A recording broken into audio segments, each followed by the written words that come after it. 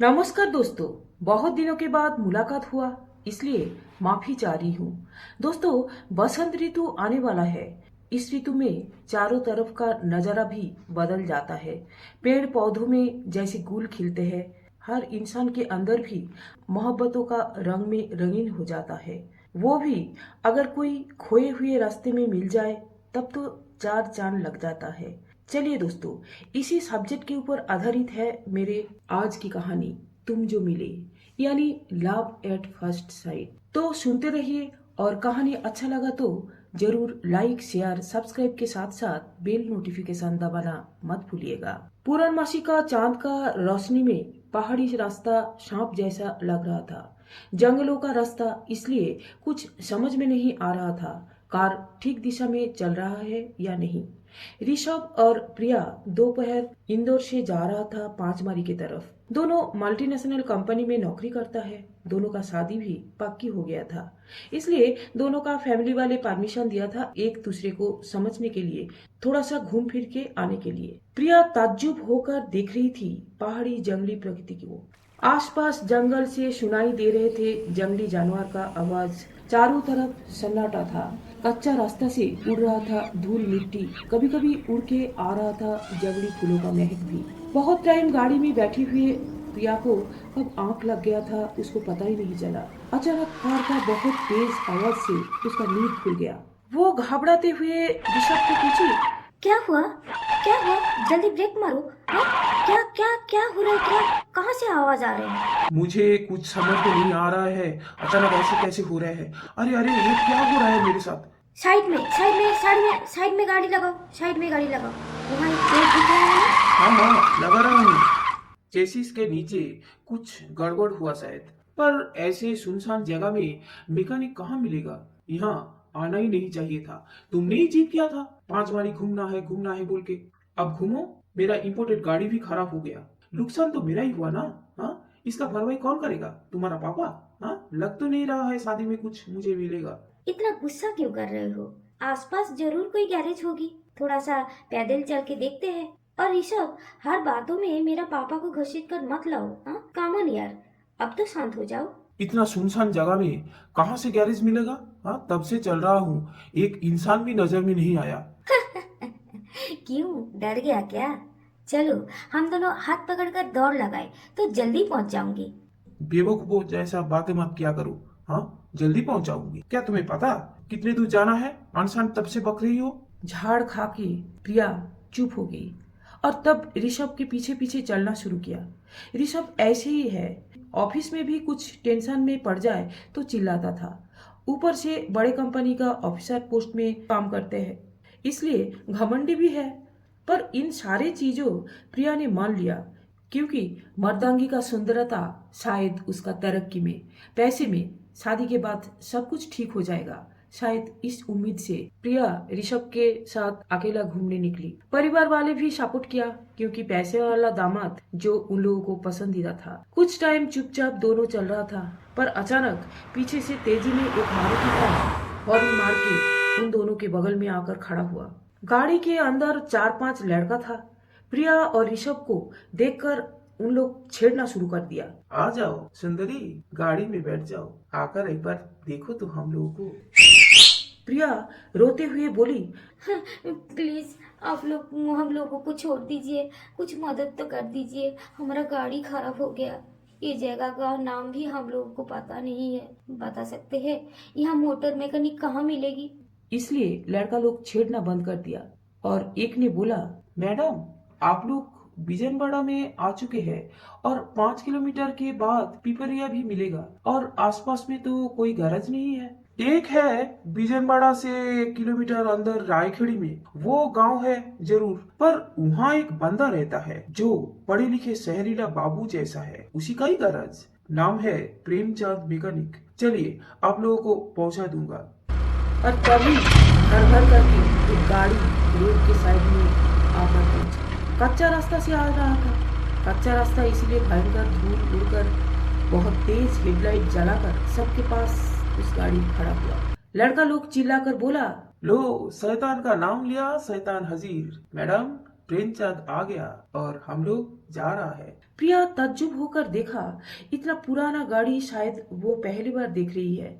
गाड़ी में पेंट निकल चुका है, कई जगह दबा हुआ, धूल मिट्टी कीचड़ लगा हुआ। इस कार को ट्रैक्टर जैसा लग रहा था।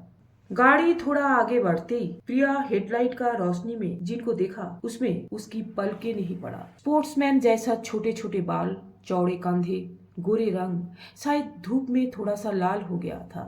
चौड़े पंजों में स्टीयरिंग पकड़कर बैठा हुआ है वो बंदा, और बगल में एक 10-12 साल का लड़का बैठा हुआ था। प्रिया को लगा उसके अंदर में अचानक कुछ हो रहा है। उसका शांत चेहरे में बड़े बड़े 2 आंखों में जैसा कितना प्यार भरा हुआ है। प्रिया को लगा जैसे ऐसी इंसान के ऊपर कोई भी विश्वास कर सकता है। अचानक ऋषभ बोला, प्रिया, प्रिया, तुम तो एकदम स्टैचू बन गई। अरे देखो, मैकेनिक आ गया है। और तब गाड़ी से उतरकर वो मैकेनिक खड़ा हुआ। प्रिया के साथ साथ ऋषभ भी ताज्जुब हो गया। लंबाई में 6 फीट, फेडेड जीन्स, कॉलर वाला ब्लैक टी शर्ट में बिल्कुल हीरो जैसा लग रहा था। ऋषभ प्रिया का कान में फुसफुसाते हुए कहा, देखो, गांव में भी ऐसे इंसान रहता है ना? इसको गाड़ी रिपेयरिंग आता है तो मुझे देख के नहीं लग रहा है। प्रिया जवाब नहीं दिया। उसको लगा सदियों से ऐसी इंसान का तलाश में वो थी। ऋषभ के पास आकर वो बोला, नमस्ते सर, मैकेनिक हो? एक बार देख लो गाड़ी क्यों स्टार्ट नहीं ले रहा है। जी सर।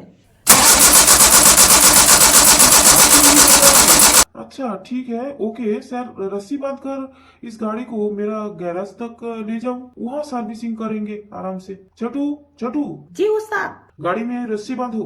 जी उस्ताद। सर, आप लोग भी चलिए मेरा छोटा सा कुटिया में। रात में आप लोग कहाँ रहेंगे? क्योंकि यहाँ कोई होटल तो है ही नहीं। कल सुबह आपका गाड़ी सही हो जाएगा। मैडम आइए आइए। आपका नाम क्या है? मेरा नाम प्रेमचंद है। जब प्रेमचंद का गांव रायखेड़ी में ऋषभ और प्रिया पहुँचे तब रात 12 बज गया था। चारों तरफ जंगल ही जंगल था।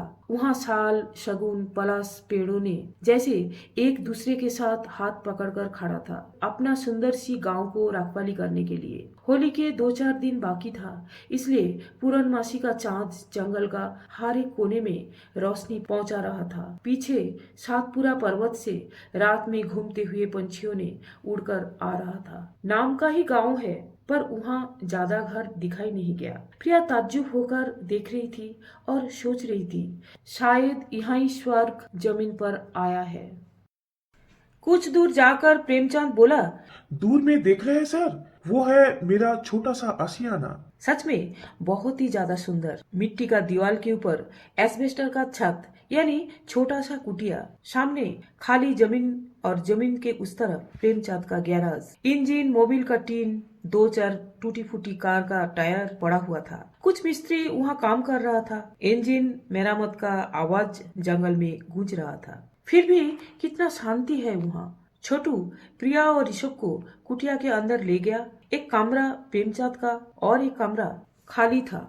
वहाँ 2 चौपाई ले आकर छोटू बिस्तर लगाया। आंगन में एक कुआं है। छोटू बाल्टी से पानी भरकर बाथरूम में ले आया और बोला, मैडम आप लोग फ्रेश होकर आइए।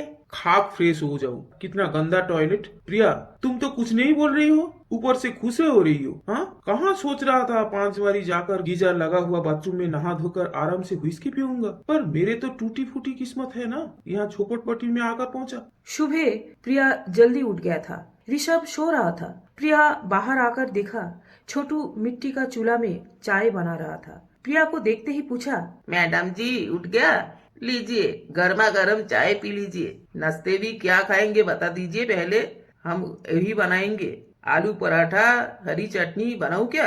अरे रुक रुक रुक रुक, तुझे इतना कुछ बनाना आता है? जी, उस्ताद ने बोल कर गया, मेहमान नवाजी मैं अच्छा खासा नहीं करूंगा तो नौकरी से मुझे निकाल देंगे। अच्छा अच्छा, ठीक है, तेरा जो मर्जी बना। छोटू, बगल वाला उस कमरा क्या तेरा उस्ताद का? जी मैडम जी, जाइए जाइए ना, अंदर जाइए, वहाँ बैठकर उस्ताद लिखा पढ़ी करता है। प्रिया कमरे के अंदर जाकर देखा, छोटा सा एक बेड, लकड़ी से बना हुआ 2-3 रैक में बहुत सारे बुक्स और कुछ स्पोर्ट्स मैगजीन रखा हुआ था। दीवार में एक सर्टिफिकेट रखा हुआ था। प्रिया पास आकर देखा प्रेमचंद का ग्रेजुएशन का सर्टिफिकेट था। वो बरकतुल्लाह यूनिवर्सिटी से पास किया था और एक दीवार में टांगा हुआ एक साफ सुथरा जींस और एक टी शर्ट। बेड के साइड में एक छोटा सा टेबल, उसमें एक व्हिस्की का बोतल रखा हुआ था। अचानक प्रिया का नजर गया बेड के ऊपर एक डायरी रखा हुआ। डायरी उठाकर प्रिया पढ़ने का कोशिश किया। कुछ पेज में गाड़ी स्पेयर पार्ट्स का एस्टीमेट था।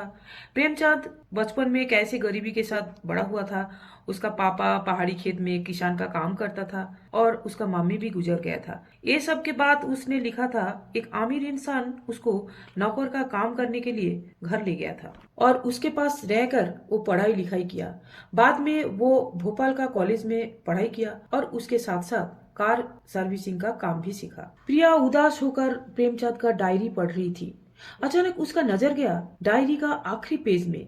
वहाँ लिखा है, मैं प्रेमचंद मैकेनिक मेरा जिंदगी को उलट पुलट करने के लिए क्यों आई जंगल में पूनम का चांद बनकर। प्रिया, कल रात गाड़ी का हेडलाइट में पहले बार तुमको देखकर मैं बिखर गया। मेरा टूटी फूटी मिस्त्री मजदूर जिंदगी में तुम उजाला बनकर आई।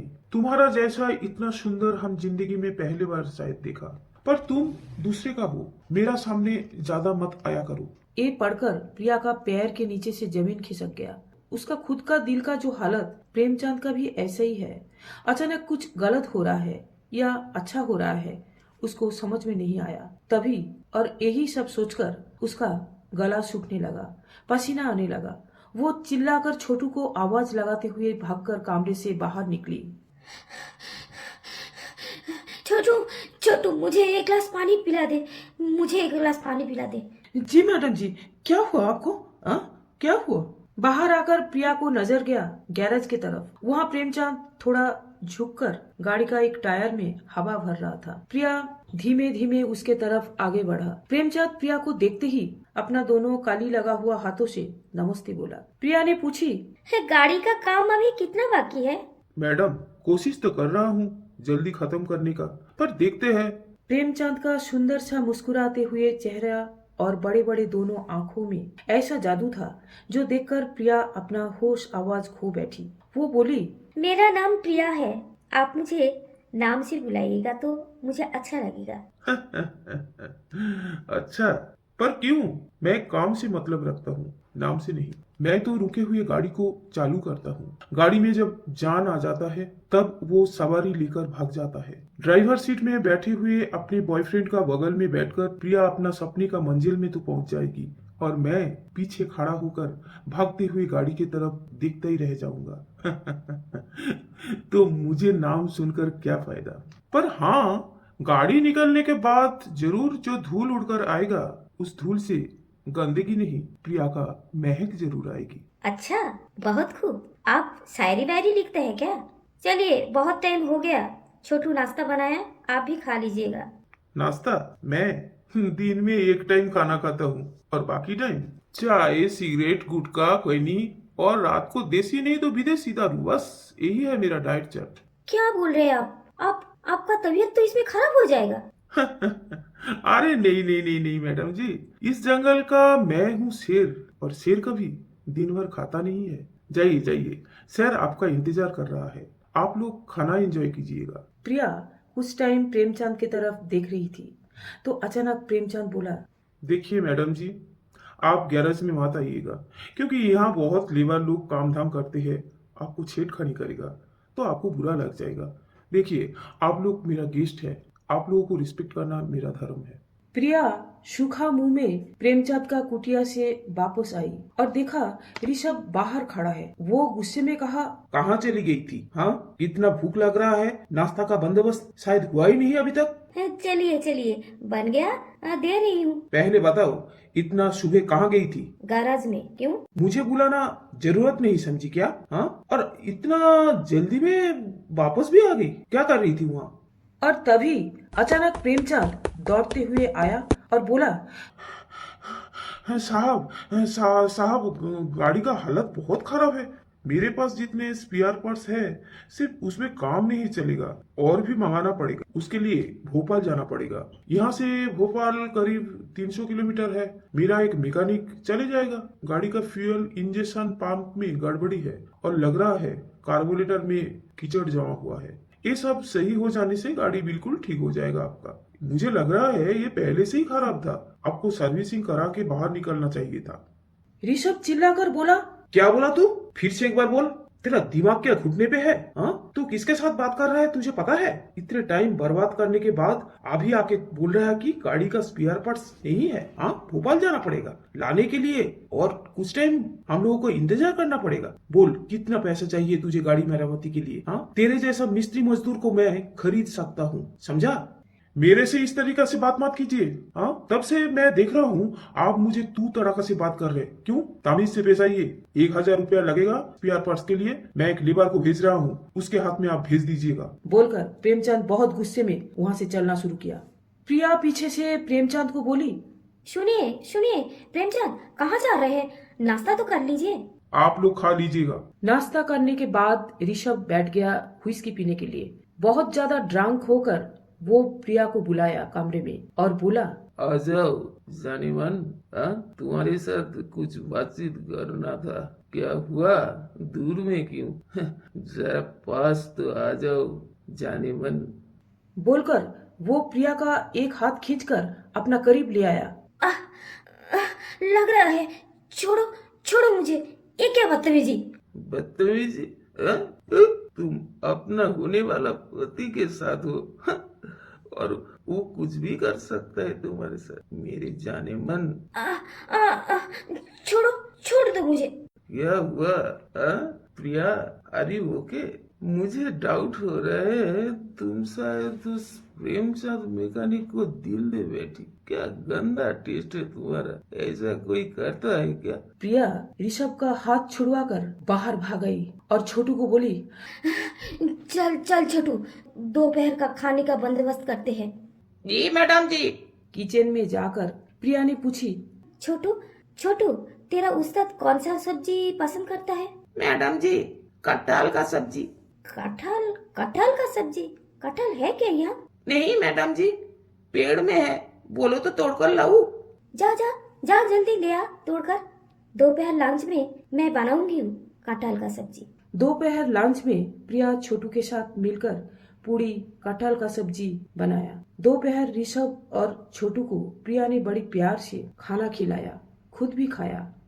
मार्च महीना है, इसलिए दिन भर पहाड़ी प्रकृति में तेज धूप और गर्मी रहते हैं और साथ साथ जंगल में गर्म हवा के साथ साथ चारों तरफ धूल उड़ता रहता है। शाल शगुन का पत्ती उड़कर घुर्नी बनाते रहते हैं, इसलिए दोपहर में आलस के साथ साथ नींद आ जाता है। खाना खाने के बाद ऋषभ चौपाई में बड़ी गहरा नींद में सो गया था। प्रिया किचन में जाकर इलायची डालकर चाय बनाई और खुद का फ्लास्क में वो चाय भर लिया। किचन में रखी हुई साल पत्ती का दोना में पूरी और कटहल का सब्जी बांधकर छोटू को पूछी, छोटू बता तो, तेरा उस्ताद इस टाइम कहाँ मिलेगा? उधर मैडम जी, वो खुद के लिए पहाड़ के बगल में एक टीला है, उसके ऊपर छपड़ा बनाया। अच्छा, वहाँ क्या करता है? पता नहीं, उस्ताद का मर्जी, कभी कुछ लिखा पढ़ी करता है, नहीं तो ऐसे ही पड़े पड़े सोता है, या कभी दुखी हो जाता है तो दारू पीकर चौपाई में बैठा रहता है। चल मुझे ले चल, वहाँ देखती हूँ वो वहाँ क्या कर रहा है। नहीं मैडम जी, मैं नहीं जाऊंगा। अरे चल ना, चल चल, डरना मत, मैं हूँ ना। छोटू प्रिया को लेकर पहाड़ी टीला की तरफ जाना शुरू किया। पहाड़ी रास्ता और धूप तेज था। गर्मी में उसका मुंह लाल हो गया था, पसीना पसीना हो रही थी। प्रिया खूबसूरत है, स्लिम फिगर, गोरे रंग और सबसे अच्छा उसका गोल मुंह में 2 काले काले आंखें। शायद इस प्रकृति में बसंत ऋतु का बाहर लाया था। कुछ दूर जाने के बाद छोटू बोला, मैडम जी, वो दिख रही है ना, वो ऊंचाई में है ना, वो टीला आ गया। पहाड़ी रास्ते को दूर से सांप जैसा लग रहा था। ऊपर चढ़ने के समय प्रिया का सांस फूल रहा था। 2-3 चक्कर चढ़ने के बाद छोटू डर के मारे बोला, मैडम, उस्ताद तो ऊपर से नीचे आ रहा है, देख रहा हूँ। अब मैं भाग रहा हूँ, मैं नहीं जाऊंगा, मुझे पिटाई कर देगा वो मुझे देखकर। प्रिया अरे अरे रुक रुक, संभाल लूंगी मैं, तू क्यों डर रहा है? 2 कदम आगे बढ़कर प्रेमचंद चिल्लाकर बोला। ये क्या, अब यहाँ कैसे पहुँच गई? हाँ छोटू, तू इनको यहाँ क्यों ले आया? तेरी हिम्मत देखकर मैं ताज्जुब हो रहा हूँ। बोल बोल, मुंह खोल, बोल बोलकर प्रेमचंद मारना शुरू कर दिया और बोला, बोल बोल बोल बोल। सबको यहाँ का पता बताना जरूरी था क्या? हाँ बोल, तेरी हिम्मत कैसे हुआ? अरे अरे अरे, छोड़िए छोड़िए, मैंने ही छोटू को पूछी थी ये अभी इस टाइम आप कहाँ मिलेंगे। क्यों, मेरे से आपका क्या काम है? बोल तो रहा हूँ, लेबर गया भोपाल गाड़ी का पार्ट्स लेने के लिए, आते ही गाड़ी सुधर जाएगा। आप सुबह से कुछ नहीं खाया है, इसलिए आपका खाना लेकर आए थे। प्रिया का आंखों में आंसू देखकर प्रेमचंद गर्म आवाज में बोला, अच्छा अच्छा, ठीक है, आज मुझे सच में बहुत तेज भूख लग रहा है। लाइए लाइए, आप क्या खाना ले आया, दे दीजिए। छोटू उस्ताद को थोड़ा नरम होते हुए देखकर बोला, मैडम जी, मैं घर जा रहा हूँ। जा जा, तू घर जाकर रात का खाना का इंतजाम कर। प्रेमचंद प्रिया को देखते ही जा रहा था, उसका पलके नहीं पड़ रहा था। ये देखते ही प्रिया ने पूछी, मुझे ऐसा मत देखिए, चलिए पहले खाना खा लीजिए। टीला में एक छपरे के अंदर जाकर एक चौपाई में दोनों बैठी। प्रिया दोना से पूरी सब्जी प्रेमचंद को खाने के लिए दिया। प्रेमचंद खाते हुए बोला, वाह वाह, कटहल का सब्जी, हाँ मेरा तो ये फेवरेट। आपको किसने बोला? छोटू ने। आप जैसा सुंदर किसी के हाथ से शायद इतना सुंदर सब्जी भी मैं शायद पहली बार खा रहा हूँ। अच्छा, वो फ्लास्क में क्या है? चाय दे दीजिए, बहुत टाइम चाय नहीं पिया। प्रिया फ्लास्क का ढकने में चाय डालते हुए बोली, खाने के समय इतना बात नहीं करते, खाइए, आराम से खाइए। जी मैडम जी। खाना खाने के बाद एक सिगरेट पीते हुए प्रेमचंद बोला,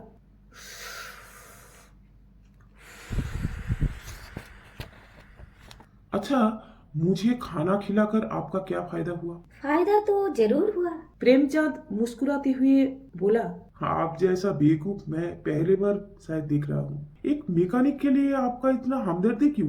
अच्छा बताइए तो, क्या देखा मेरा अंदर? मैं आपका कौन होता हूँ? क्यों मुझे दुखी कर रहा है? एक ही सवाल काल से आप रटते जा रहा है। मैं एक मैकेनिक हूँ। क्या आपका समझ में नहीं आ रहा है? कैसे समझाऊं आपको मैं चाहने लगी। बार बार क्यों खुद को मैकेनिक बोलकर नीचा दिखा रहे हैं आप? मेरे अंदर क्या कमी है जो आप देख नहीं पा रहे हैं? अरे अरे, रोते नहीं। इतना सुंदर सी चेहरे में रोना धोना अच्छा नहीं लगता। अचानक टीला के पीछे से अजीब सा एक आवाज सुनाई दिया। प्रिया डर के मारे भागकर प्रेमचंद का सीने में आई और उसको झपट लिया। ये किसका आवाज? डर गई? ये है जंगली सुअर का आवाज। आप देखिए, अब किसको झपट लिया? मैं प्रेमचंद हूँ। आप होश में आइए मैडम जी। नहीं आऊंगी, नहीं छोड़ूंगी आपको। मैं जिंदगी भर ऐसे रहना चाहती हूँ। प्रिया को ऐसा एहसास हुआ शायद इस चौड़े सीने में उसका जिंदगी भर का सुकून मिल रहा है। दोपहर खत्म होकर शाम चल रही थी। सातपुरा पहाड़ के पीछे से पंछियों ने उड़कर अपना घर पहुंच रही थी। पूर्णमासी का चंद्रमा पहाड़ी जंगली प्रकृति में एक माया रचना कर रही थी। दक्षिण दिशा से ठंडी हवा चल रहा था। टीला का इधर उधर लाल पलाश का फूलों ने हल्की अंधेरे में प्यार का इजहार पेश कर रहा है। प्रेमचंद प्रिया को अपने ओर खींचकर उसका होठों में किस किया और बोला, प्रिया, डर लग रहा है?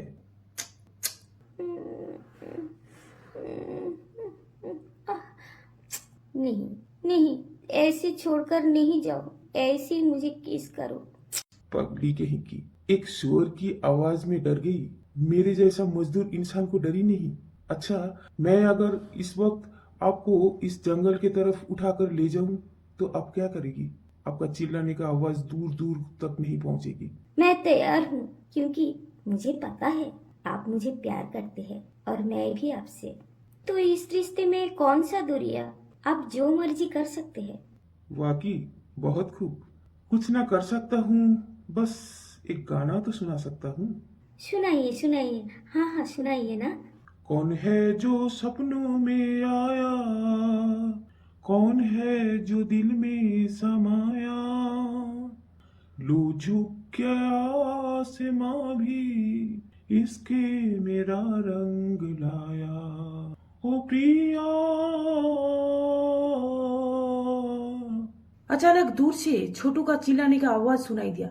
उस्ताद, उस्ताद, गैराज में लड़ाई शुरू हो गया, अब जल्दी चलो। क्यों, क्या हो गया? ऋषभ सर 2 लेबर को गाली दिया और उन लोग गुस्से में उसको पीट रहा है। चल चल, मैं जाकर देखता हूँ। प्रेमचंद और प्रिया छोटू के साथ दौड़ लगाई गैरेज की तरफ। पास आकर सुना गैरेज से बहुत दूर शोर छाया। हटो हटो यहाँ से, क्या हो रहा है यहाँ? हाँ, क्यों पीटा इनको? बस बस, बहुत हो गया, ये हमारा मेहमान है। हाँ, मैं 2 मिनट बाहर गया कि तुम लोग ये सब करने लगा। गाड़ी अभी तक सुधर नहीं क्या? नहीं उस्ताद, बनेट के ऊपर थोड़ा सा खरोच का निशानी है। हम मिटा रहे थे कि ये ऋषभ सर टाइम बर्बाद हो रहा है बोलकर हम लोगों को पीटना शुरू कर दिया। शुरुआत उसी ने किया। चलो छोड़ो छोड़ो उनको और डेंटिंग स्प्रे लाओ, मैं ही ठीक कर रहा हूँ। राहुल इतने टाइम जमीन पर पड़ा हुआ था। जैसे प्रेमचंद डेंटिंग करने लगा, वो पीछे से एक स्पैनर लाकर उसके सिर में मार दिया। क्या हुआ, क्या हुआ उस्ताद, क्या हुआ? ए ऋषभ के बच्चे, तुझे मैं तो छोड़ूंगा नहीं। बोलकर तेरे तो मार साले को। प्रेमचंद का सिर फटकर खून से मुंह लथपथ हो गया। फिर भी वो दर्द सहनते हुए बोला, क्या कर रहा तू? उसको छोड़ दे। बड़ी मुश्किल से मैकेनिक लोग प्रेमचंद का पुराना गाड़ी में लेटाकर उसको पास वाला झुग्गियों में डॉक्टर के पास ले गया पट्टी कराने के लिए। कुछ टाइम के बाद छोटू आकर प्रिया को बोली, मैडम जी, उस्ताद ने बताया गाड़ी सुधर जाने के साथ साथ आप लोग पंचमढ़ी चले जाना। मैं भी देखकर आया, गाड़ी लगभग रेडी हो गया। शाम से पहले जाना जरूरी है क्योंकि अंधेरे में पहाड़ी रास्ते से गाड़ी चलाना बहुत ही रिस्क हो जाता है। बहुत समझदारों जैसा बात कर रहा तू। हाँ, पहले ये तो बता, अभी उस्ताद कैसे है? अभी थोड़ा ठीक तो है, वो गैराज में पहुंच रहा है अभी कुछ टाइम के बाद। पर मैडम जी, आप हमारे साथ रह जाओ मैडम जी, प्लीज मैडम जी, मेरे उस्ताद का इस दुनिया में कोई नहीं है, प्लीज रह जाओ ना यहाँ। प्रिया छोटू का दर्द भरी बातें सुनकर आंसू छुपा नहीं पाया। वो बोली, मैं फिर से आऊंगी रे। हाँ, अगर तेरा उस्ताद बुलाए तो चल, दोपहर का खाने का इंतजाम करते हैं। तेरे उस्ताद दवा ले रहे हैं ना, उनको खाने का भी जरूरत है इस टाइम। दोपहर प्रिया ने अच्छा से खाना बनाया। प्रेमचंद का कुछ कपड़े अपने हाथों में धोकर सुखाया। प्रेमचंद का छोटा सा रूम अच्छे से जमाया। छोटू को गैरेज में भेजी प्रेमचंद को बुलाने के लिए, पर वो आया नहीं। वो किधर गया ये भी किसी को पता नहीं। जाने के समय आ चुका था, फिर भी प्रिया का पैर हिला नहीं। ये देखकर ऋषभ चिल्लाकर बोला, किसके राह देख रही हो? हाँ, जल्दी गाड़ी में उठकर बैठो, मुझे इस नरक से निकालना है। छोटू गाड़ी में सामान उठाने के टाइम बहुत रोया। ऋषभ एक 10 रुपया का नोट दिखाकर बोला, ये लड़का, ये रख ले, और तेरे उस्ताद तो मिले नहीं, उसके लिए ये 200 रुपया छोड़कर जा रहा हूँ खाने पीने का खर्चे के लिए। उस्ताद पैसे नहीं लेता, वो गुस्सा करेगा, मत ले। आपके अंदर क्या थोड़ा सा भी इंसानियत नहीं है? 2 दिन का खर्चा पानी 200 रुपया होता है क्या? हाँ, ज्यादा लेक्चर मत दिया करो। हाँ, गाड़ी में उठकर बैठो। प्रिया आंसू पोंछते पोंछते अपने बैग से एक कार्ड निकालकर छोटू को दिया और फुसफुसाते हुए कहा, छोटू ये दे देना, इसमें मेरे घर का पता और फोन नंबर लिखा हुआ है। गाड़ी चलने लगा। कुछ दूर जाने के बाद उसी टीला के पास आकर ऋषभ बड़बड़ाते हुए कहा, अरे यार, किस दिशा में पंचमढ़ी है मुझे कुछ समझ में नहीं आ रहा। गूगल मैप तो कुछ नहीं दिखा रहा है। क्या घटिया जगह है, यहाँ नेट भी काम नहीं करता। और तभी दोनों देखा प्रेमचंद गाड़ी की तरफ लुढ़कते लुढ़कते आ रहा है। हाथ में एक दारू के बोतल। गाड़ी के सामने आकर ऋषभ को पूछा, क्यों सर जी, रास्ता ढूंढ रहे हैं क्या? मैं तो जिंदगी भर रास्ता ढूंढ रहा हूँ, पर दिशा कहाँ मिल रहा है मुझे? बताइए, जिंदगी का रास्ते है ना, जो बिल्कुल सीधे नहीं होता है, वो टेढ़ा मेरा यूं नाक घुमा के तो आपको जाना पड़ता है। इसलिए तो मेरा ऐसा हालत है सर जी। ऋषभ गाड़ी से निकालकर बोला, ए पियक्कड़, देसी पिया क्या? हाँ, ये ले तेरा 200 रुपया है, तेरे इनाम। प्रेमचंद तुरंत बोला, 200 रुपये या? वो 200 रुपया फाड़ कर आसमान की तरफ उड़ा दिया और बोला, सर जी, दारू का देसी क्या है और विदेशी क्या है? मुझे जहर भी पिला दो है ना, मैं ईमान नहीं बेचूंगा। वो जो गाड़ी में मैडम जी बैठी हुई है ना, उसका आप खुश रखना, सुखी करना, बस यही होगा मेरा सबसे बड़ा इनाम। गाड़ी की खिड़की के पास आकर प्रिया को बोला, मैडम जी, आप मेरा दिल लेके जा रही है, उसको संभाल कर रखना। गाड़ी प्रेमचंद को छोड़कर बहुत दूर चला गया और प्रेमचंद चुपचाप खड़े खड़े देखते ही रहा। बस खत्म हुआ मेरा लिखी हुई कहानी। दोस्तों, गर्मी आ रहा है, कभी न कभी पंचमढ़ी की तरफ आप लोगों को जाना हुआ और रास्ते में अगर गाड़ी खराब हो जाए तो रायखेड़ी में प्रेमचंद मैकेनिक का तलाश जरूर करना, और वो मिले तो वो किस हालत में है मुझे जरूर कमेंट करके बताना। आज इतना ही। कहानी अच्छा लगा तो लाइक, शेयर, सब्सक्राइब के साथ साथ बेल नोटिफिकेशन दबाना मत भूलिएगा। चलती हूँ दोस्तों, आप सबके लिए बाय।